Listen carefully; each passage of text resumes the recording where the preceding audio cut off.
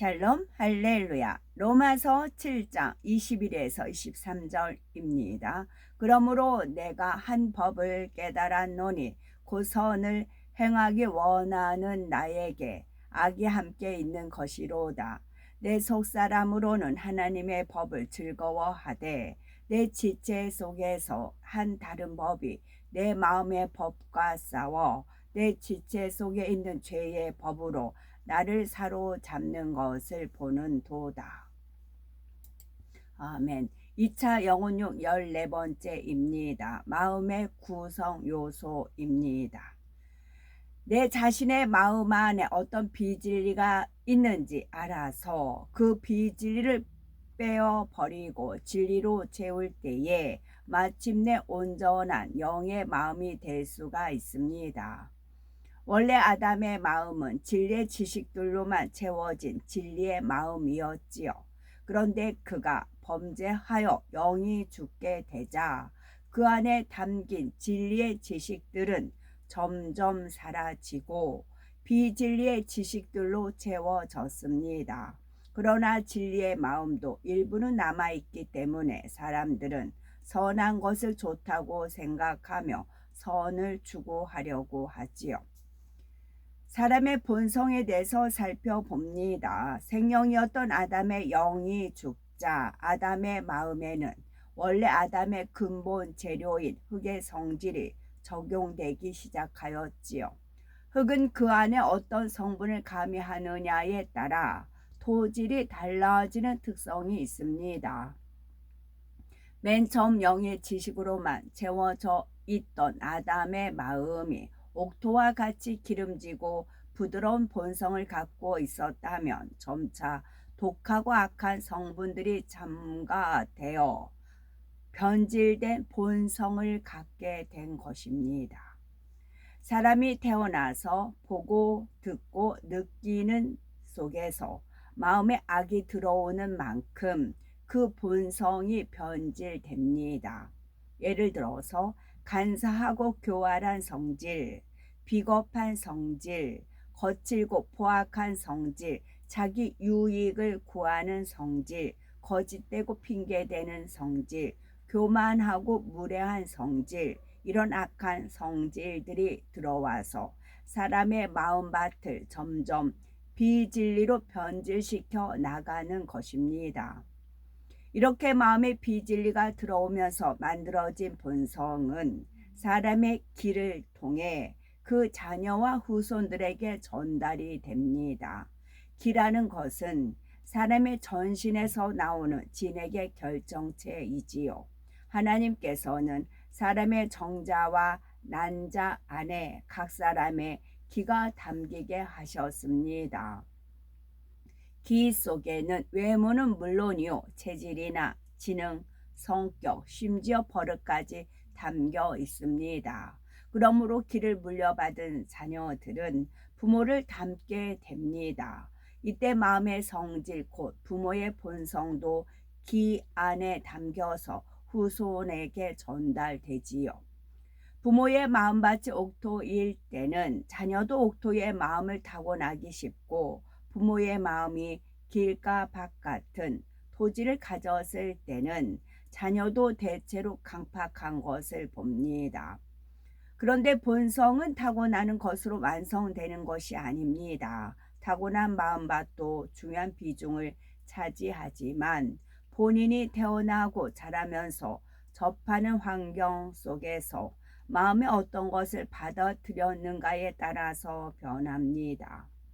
악한 환경 속에서 비진리를 많이 접하고 악한 것을 보고 듣고 느끼며 마음에 받아들이는 만큼 본성이 악해집니다.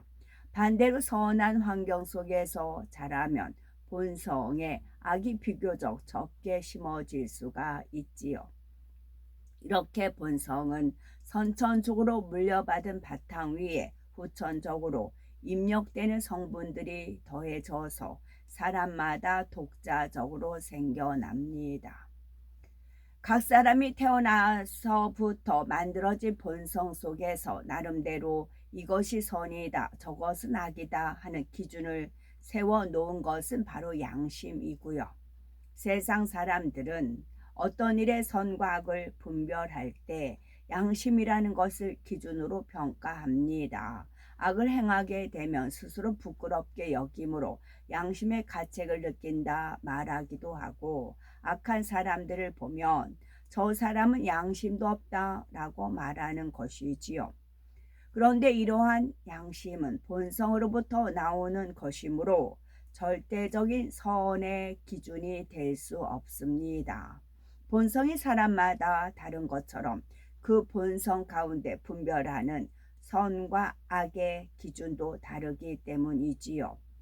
가령 어떤 사람은 흉악한 범죄자가 있을 때 의분에 못 이겨서 그를 처벌해야 한다며 죽이는 경우가 있습니다. 이는 분명히 살인이라는 죄임에도 내 양심에는 옳은 일을 했다, 나는 떳떳하다라고 주장하는 것이지요.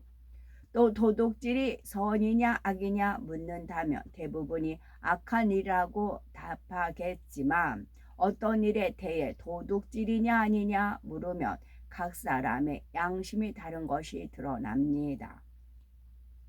어떤 사람은 아무리 작은 것이라도 남의 것을 취하면 양심의 가책을 받습니다. 그러나 대부분의 사람들은 아주 사소한 물건을 주인에게 알리지 않고 사용했거나 적은 돈을 빌려 쓰고 갚지 않는 것 정도는 대수롭지 않게 여기지요. 이때 상대가 왜 남의 것을 함부로 손대느냐 하거나 빌려준 것을 갚으라고 하면 오히려 그렇게 작은 것을 가지고 속 좁게 군다라고 오히려 상대를 좋지 않게 생각하는 경우도 있습니다. 또한 세대와 지역에 따라서도 양심의 기준이 많이 달라집니다. 예를 들어서 누군가가 부모님을 공경해야 한다라고 생각하겠지만, 예를 들어서 누구나 부모님을 공경해야 한다라고 생각하겠지만 공경하는 방법도 사람마다 다릅니다. 예전에는 서양 사람이나 젊은 사람들은 부모님께 인사를 드리기 전에 다른 가족을 만나 먼저 인사해도 부모님께 무례히 행했다고 양심의 가책을 느끼지 않습니다. 이렇게 세상 사람들의 양심은 각각이라서 선과 악의 기준이 될 수가 없습니다. 그럼에도 사람들은 자기 양심의 기준이 선하고 옳은 것이라고 착각하면서 살아가지요. 그러면 과연 우리는 어떤 기준에 맞추어야 참으로 선과 악을 구분할 수가 있는 것일까요? 참된 선의 절대적인 기준은 오직 선 자체요, 진리 자체이신 하나님의 말씀에서 찾아야 합니다. 우리의 양심 또한 하나님의 말씀에 비추어 진리로 변화시켜 나가야 하는 것이죠. 로마서 7장 21절은 선을 행하기 원하는 나에게 악이 함께 있다라고 했는데, 이는 사람의 마음 안에는 진리의 속성이 있는가 하면 비진리의 속성도 있다는 말씀입니다. 이어지는 22에서 23절을 보면 사람의 마음을 다시 세 가지로 분류하고 있지요. 먼저 내 속사람으로는 하나님의 법을 즐거워하되 했는데, 하나님의 법을 즐거워하는 속사람이란 명백한 진리의 마음 곧 하얀 마음입니다. 다음으로 내 지체 속에서 한 다른 법이 내 마음의 법과 싸워 내 지체 속에 있는 죄의 법 아래로 나를 사로잡아 오는 것을 보는도다 했는데, 여기서 내 마음의 법이라는 것은 바로 스스로 만들어낸 양심을 의미하지요. 그리고 내 지체 속에 있는 죄의 법이란 명백한 비진리의 마음, 곧 원수 마귀로부터 심어진 검은 마음을 말합니다. 결국 이 말씀은 사람이 진리의 마음에서는 하나님의 법을 지키고 싶지만 비진리의 마음이 양심마저도 억제하여 이기며 죄악을 행하게 한다는 뜻이지요. 그렇게 양심의 소리를 무시하고 죄악을 범해 나갈수록 점점 더 검은 마음으로 물들게 되고 양심도 무뎌져서 악하게 변하는 것입니다. 그만큼 본성도 악해지며 이런 조상의 길을 물려받으니 세대가 지날수록 세상은 더욱 악해지는 것입니다. 우리가 영의 마음을 이루려면은 명백한 비진리의 마음을 벗어버릴 뿐만 아니라 본성 속에 있는 비진리까지 발견해서 버려야 합니다. 미움, 혈기, 시기, 질투, 판단, 정죄, 간음 등 명백한 비진리의 마음은 쉽게 구분이 되므로 신속히 빼낼 수가 있습니다. 그런데 본성 속의 비진리는 숨겨져 있어서 쉽게 발견할 수가 없습니다. 나름대로의 양심이 어긋남이 없게 행동하기 때문에 자신이 옳고 선하다고 생각되는 것이지요. 그렇다면 본성 속의 비진리는 어떻게 발견할 수가 있을까요? 컵을 흔들면 물 위로 찌꺼기가 올라오는 것처럼 사람이 연단을 받아 어려움을 겪을 때에 본성 속의 비진리를 발견하게 됩니다. 어떤 사람은 혈기를 다 버린 줄 알았는데 연단 중에 마음이 고통받다 보니 순간 혈기가 나와서 스스로 놀라운 경우가 있지요. 미움 시기를 다 버린 줄 알았는데 형제가 사랑받고 크게 축복받는 것을 보자 온전히 기뻐하지 못하는 마음을 발견하기도 합니다. 지극히 겸비하고 무익한 종의 마음으로 하나님께만 영광 돌리는 마음이라 생각했는데 성도들의 사랑과 인정을 받게 되자 어느 순간 교만한 모습이 드러나기도 합니다. 주님을 사랑하고 100% 신뢰한다고 생각했는데 심한 고난 중에 그렇지 못한 마음을 발견하기도 합니다. 믿음이 좋고 선한 것처럼 보이는 사람에게도 때때로 하나님께서 연단을 허락하시는 것은 바로 이러한 본성 속의 비진리를 드러내기 위함입니다. 예를 들어서 연단 받기 전에 욥은 스스로 어떤 악을 발견할 수가 없었는데 그가 심한 고난에 처하게 되니 하나님께 원망을 쏟아냅니다. 또한 자신을 권면하고 지적하는 친구들을 교만한 말들로 무시하고 누르려고 했지요. 의로운 욥의 본성 깊은 곳에 이러한 악한 것이 숨겨져 있었던 것입니다. 그러나 욥은 하나님께서 만나 주시고 자신에게 이런 악이 있음을 발견하자 지체하지 않고 마음에서 벗어버릴 수가 있었죠.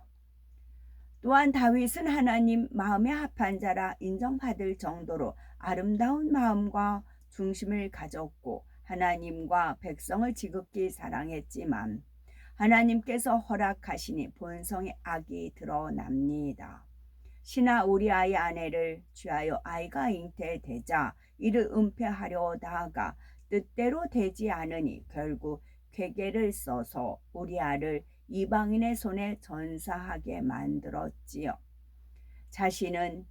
다윗은 자신의 죄를 깨닫자 즉각적으로 철저히 회개하였고 그로 인해 큰 연단이 왔을 때도 지극히 겸비한 모습으로 연단을 받았으며 이를 통해 이전보다 더욱 선하고 온전한 마음으로 변화되었습니다.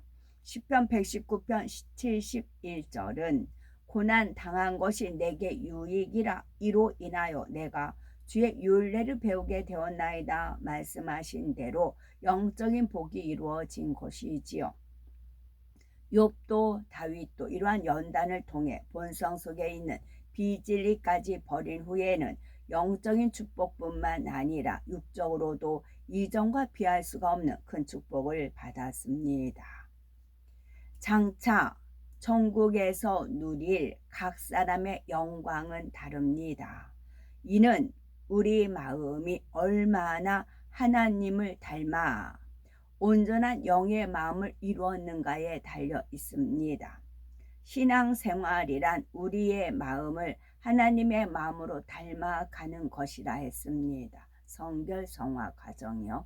그러므로 영혼육의 말씀을 잘 양식 삼아 온전한 영의 마음을 이루셔서 천국에서 해와 같은 영광의 자리에 이르시는 우리가 되셔야 되겠습니다.